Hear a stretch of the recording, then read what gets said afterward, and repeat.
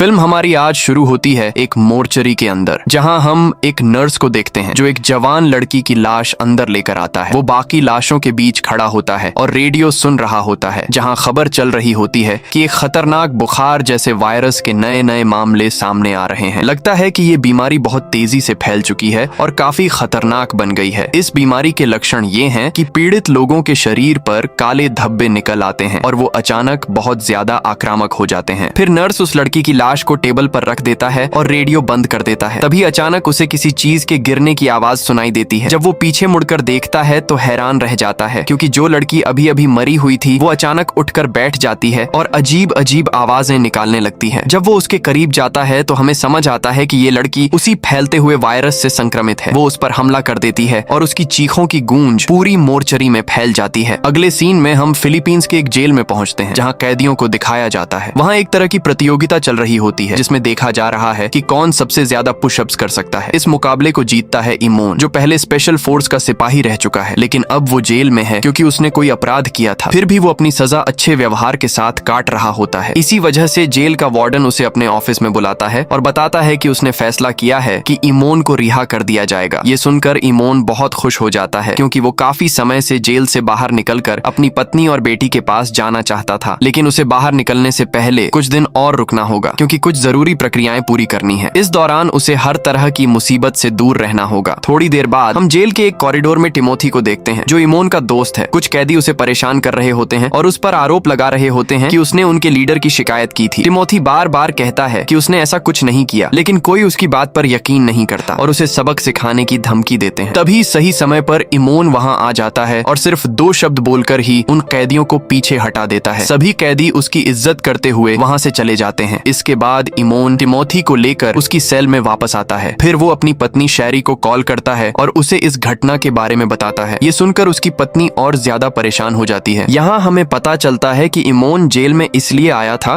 क्योंकि वो एक लड़ाई में फंस गया था। इसी वजह से उसकी पत्नी हमेशा उसकी चिंता करती रहती है। साथ ही वो इस बात से भी परेशान है कि उसे घर की सारी जिम्मेदारी अकेले उठानी पड़ रही है। उनकी बेटी जेन को सुनने में दिक्कत है, इसलिए उसकी देखभाल करना और भी मुश्किल हो जाता है। इमोन उसे भरोसा दिलाता है कि वो जल्द ही वापस आएगा। अगले दिन इमोन टिमोथी से इशारों की भाषा सीखने के लिए कहता है, ताकि वो बाहर जाकर अपनी बेटी से अच्छे से बात कर सके। थोड़ी देर बाद दोनों अपनी अपनी सेल में लौट जाते हैं। तभी अचानक कुछ और कैदी उनके सामने आ जाते हैं। इस बार वो इमोन से डरते नहीं हैं और सीधे उसका सामना करते हैं, लेकिन इमोन अपनी ट्रेनिंग और अनुभव का इस्तेमाल करते हुए अकेले ही आधे कैदियों को हरा देता है। बाकी कैदी उसकी ताकत देखकर चौंक जाते हैं, लेकिन फिर वो हथियार लेकर उस पर हमला कर देते हैं। उनके पास हथियार होने के बावजूद इमोन सिर्फ अपने हाथों से ही उनका मुकाबला करता है और आखिर में आखिरी आदमी का सिर दीवार पर मारकर उसे भी खत्म कर देता है। दुर्भाग्य से जेल के गार्ड्स को इस लड़ाई के बारे में पता चल जाता है। इसके बाद इमोन को सॉलिटरी कन्फाइनमेंट में डाल दिया जाता है और साथ ही उसकी रिहाई का मौका भी खत्म हो जाता है। इसी बीच उस बिल्डिंग में जहां शैरी और जेन रहते हैं, हम कुछ पड़ोसियों को आपस में बात करते हुए देखते हैं। तभी उनका एक पड़ोसी खांसते हुए वहां से गुजरता है। जब वो उससे पूछते हैं कि वो ठीक है या नहीं, तो वो आदमी अपने चेहरे पर पड़े काले निशानों को छुपाते हुए वहां से चला जाता है। कुछ देर बाद एक और पड़ोसी उसी आदमी के दरवाजे पर आता है और उससे किराए के पैसे मांगता है। वो उसे धमकी देता है कि अगर उसने पैसे नहीं दिए तो वो पुलिस को बुला लेगा। लेकिन जैसे ही वो आदमी दरवाजा खोलता है, वो अचानक उस पर हमला कर देता है। इसके बाद वो आदमी वायरस से पूरी तरह संक्रमित हो जाता है और सामने वाले आदमी की गर्दन में काट लेता है, जिससे वो भी धीरे धीरे उसी तरह बदलने लगता है। इसी दौरान हम शैरी को देखते हैं, जो अपनी बेटी जेन के साथ सो रही होती है। तभी अचानक उसका मोबाइल बजता है। वो उठाकर देखती है तो उसकी एक दोस्त उसे कॉल कर रही होती है